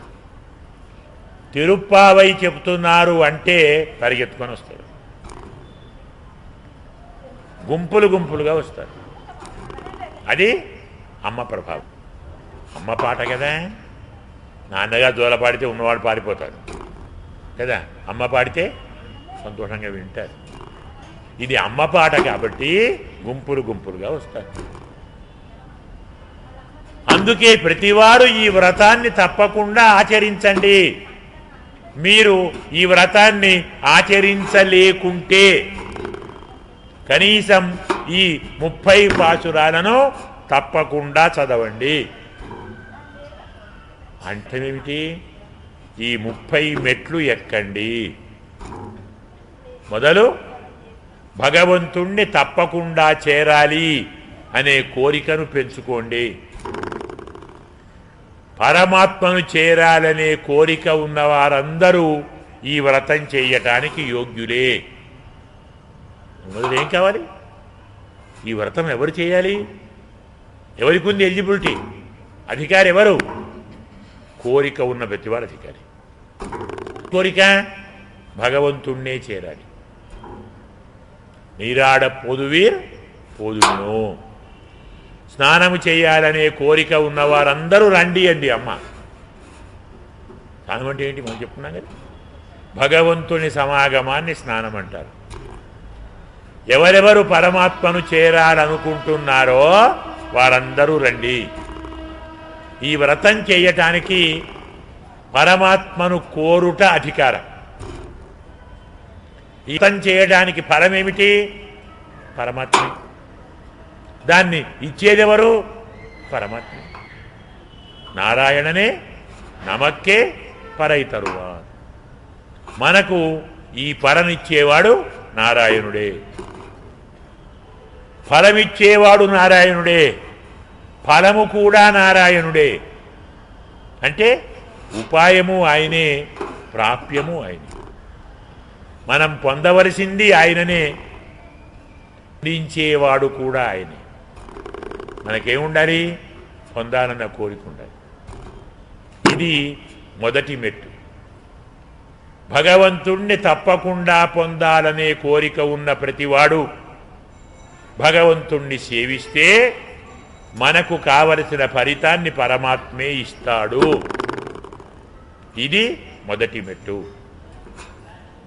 మరి ఈ వ్రతాన్ని చేయటానికి కొన్ని నియమాలు పాటించాలి. ఆహార నియమాన్ని పాటించండి, వ్యవహార నియమాన్ని పాటించండి. పెద్దలు చేయని వాటిని చేయకండి. ఎవరి మీద చాడీలు చెప్పకండి. చెయ్యాదన చెయ్యోం తీక్కురడై సెన్నోదోం అయ్యమం పిచ్చయం ఆందనయం కైకాట్టి. దానము చేయండి, భిక్షము పెట్టండి, పరమాత్మే కావాలని కోరండి. ఇది రెండో మెట్టు. పరమాత్మ చేత మనము అనుగ్రహింపబడటానికి, చక్కని వ్రతము చెయ్యటానికి, చేయించటానికి ఒప్పుకున్నటువంటి ఊరు వాళ్లకు, దేశం వాళ్లకు ఉపకారం జరగాలి. కృతజ్ఞతాభావం కలిగి ఉండాలి. ఇది మూడవ మెట్టు.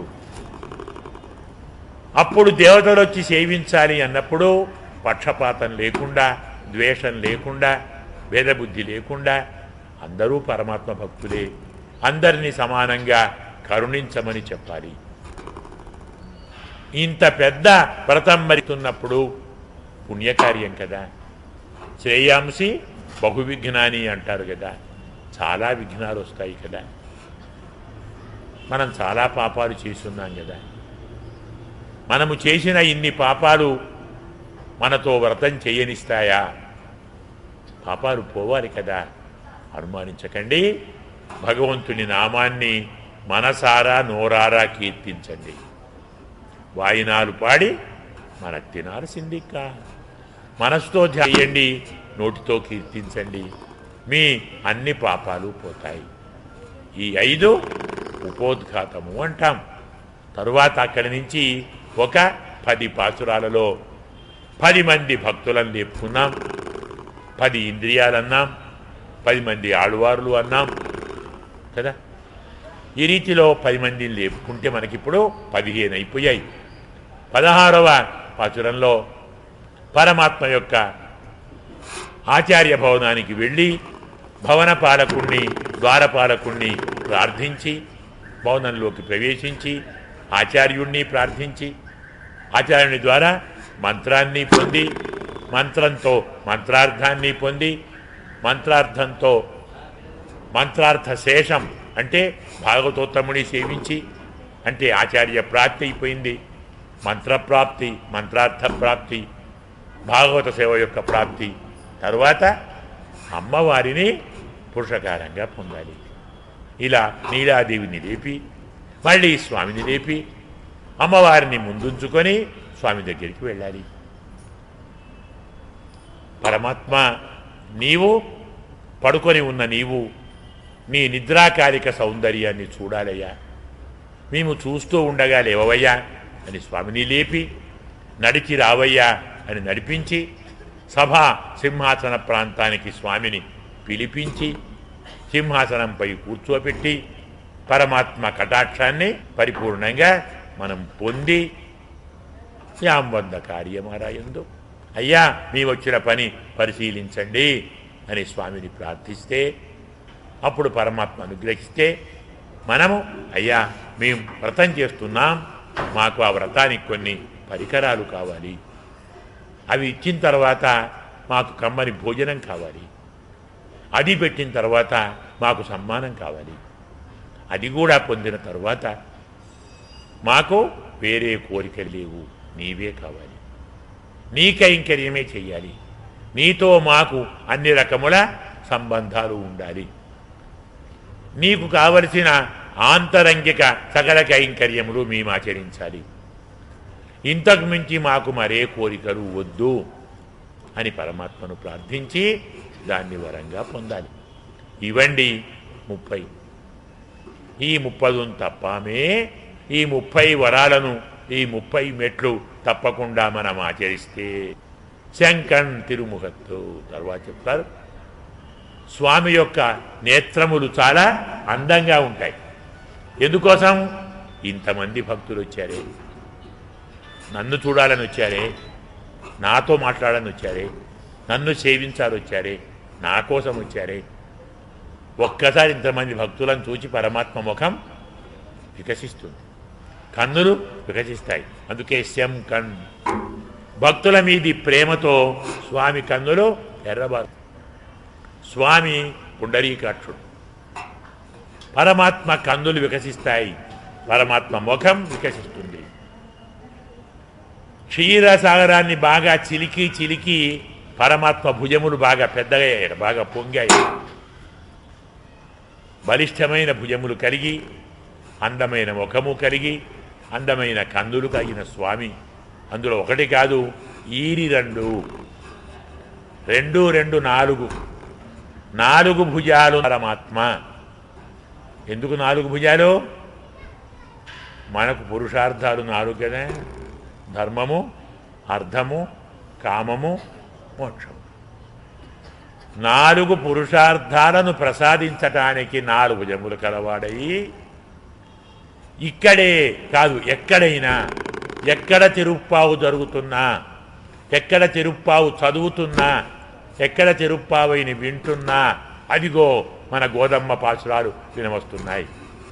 ఆండాళ్ళ చదువున భక్తులు వస్తున్నారు గుంపులు. మనం వెళ్ళకుంటే ఎట్లా? వారికి ఏం కావాలి మనం ఇవ్వాలి కదా అని పరమాత్మ పరిగెత్తుకొని వస్తాడు.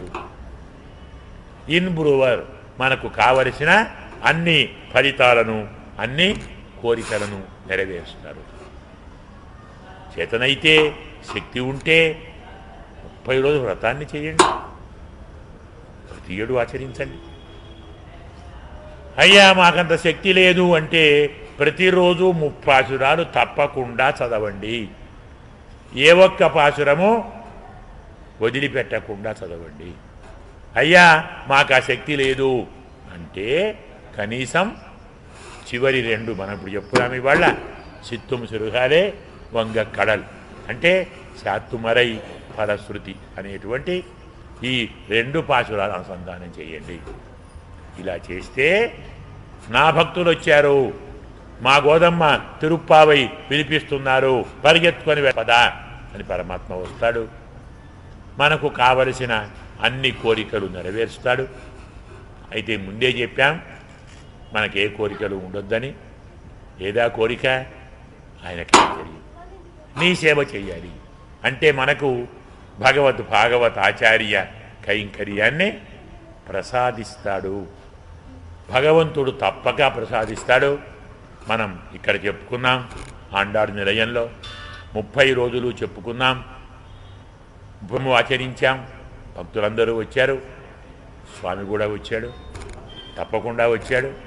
ఇప్పుడు మరీ వస్తాడు, మనకేం కావాలో ఇస్తాడు. ఈ రీతిలో అమ్మవారు మనకు ఫలశ్రుతిని అందించారు. ఇది మనకు సంగ్రహంగా 2 పాసురాల భావాన్ని చెప్పుకున్నాం. ఇప్పుడు మనం పాసురాలను అనుసంధానం చేద్దాం. சித்தும் சிறுகாலே வந்துன்னை சேவித்தோ உனு பொத்தாமர அடியே போத்தும் பொருளு கேளாய் பெத்தம்மே துண்ணங்குலத்தில் பிறந்தோ நீ குத்தேவள் எங்களை கொள்ளாமலு போகாதோ எத்த பதகடுவான் என்னுகான் கோவிந்தா எத்தைக்கும் ஏழேழு பிறவிக்கும் உந்தன்னோடுத்தோமே யாமோ முனக்கே நாமாட் செய்வோம் மத்தனங்காமங்களும் ஆத்தேலோரெம்பாவாய் வங்கக் கடல் கடைந்த மாதவனை கேசவனை திங்கள் திருமகத்துச் செய்டையாறு சென்னிரஞ்சி அங்கப் பரகொண்ட வார்த்தை அணிபுதுவை பைக்கமலர் தந்தை பற்றபிரான் கோத சொன்னான் செங்கத் தமிழுமாலை 30 தப்பாமே எங்குப் பரிசிலைப்பார் 2 மார்வரை தோள் செங்கன் திருமகத்துச் செல்வத் திருமாலால் எங்குன் திருவருளுபத்து இம்பருவர் எம்பாவாய். ஆண்டாள் திவ்ய திருவடிகளே சரணம். ஸ்வஸ்தி பிரஜாபிய பரிபாலயந்தாம் ஞாயேன மார்கேண மஹீம் மஹீஷாः கோப்ராஹ்மணேभ्यः சுபமஸ்து நித்யம். லோகாः సమస్తాः సుఖినో భవంతు. అస్మద్గురుభ్యో నమః. జై శ్రీమన్నారాయణ.